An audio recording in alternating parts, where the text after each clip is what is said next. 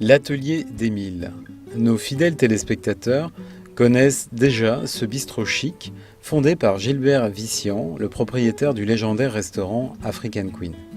Aujourd'hui, nous avons une raison particulière pour nous rendre dans ce lieu sympathique du port de Beaulieu, car l'atelier d'Émile fête ses 2 ans.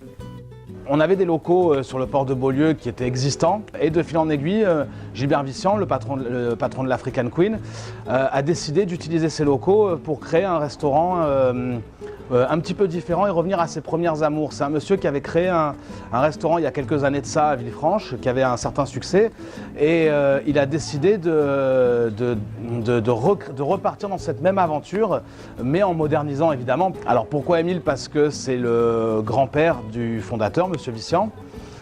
Il a voulu faire un petit clin d'œil familial à sa famille en créant ce restaurant et de ce fait, il a appelé le restaurant l'atelier d'Émile. L'atelier pour le principe qu'on est dans quelque chose qui bouge tout le temps, où on bricole, où on fabrique. Donc nous en fait l'esprit c'est on reçoit les gens simplement, avec sincérité, dans un cadre simple, avec des plats simples.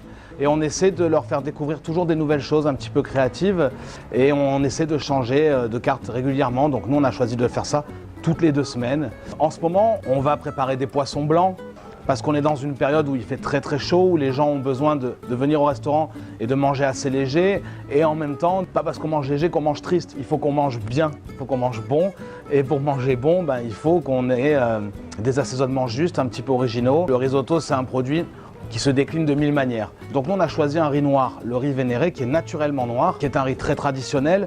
Ce riz on va le cuire lit de vin on appelle ça, c'est-à-dire qu'on va le cuire avec du vin rouge pour lui amener une espèce de petite acidité et en même temps une rondeur. Donc on va retrouver une cuisson un peu comme on a dans les ragoûts, c'est un peu ça l'esprit et on va le garnir de légumes et de homard. Alors le carpaccio c'est fabuleux, le carpaccio c'est déclinable de 1000 manières, nous on a choisi de le faire au poisson.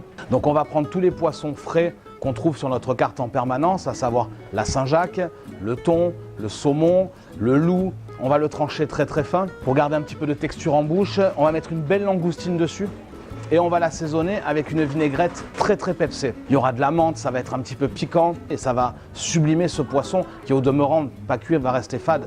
Là on est vraiment dans un plat, c'est fabuleux. Alors pour ce qui va être des desserts, on va travailler avec les desserts qui sont préparés par la pâtisserie de l'African Queen. Il faut savoir que l'African Queen, depuis des années, fait sa pâtisserie maison, a des pâtissiers à demeure en permanence. Ils vont nous faire des crèmes chiboust, ils vont nous faire des macarons, on va pouvoir trouver de la panna cotta, de la crêpe Suzette, c'est tellement divers, du pain perdu. Donc on est vraiment dans quelque chose de très simple et en même temps de tellement plaisant. On est à l'extérieur du restaurant, on peut que admirer l'endroit, on est face au bateau, c'est un endroit qui est tranquille, qui est calme, il y a du stationnement, donc ça il faut y penser aussi pour nos clients, c'est important. C'est un endroit qui est magnifique, il est fabuleux cet endroit. On est en vacances sans être en vacances.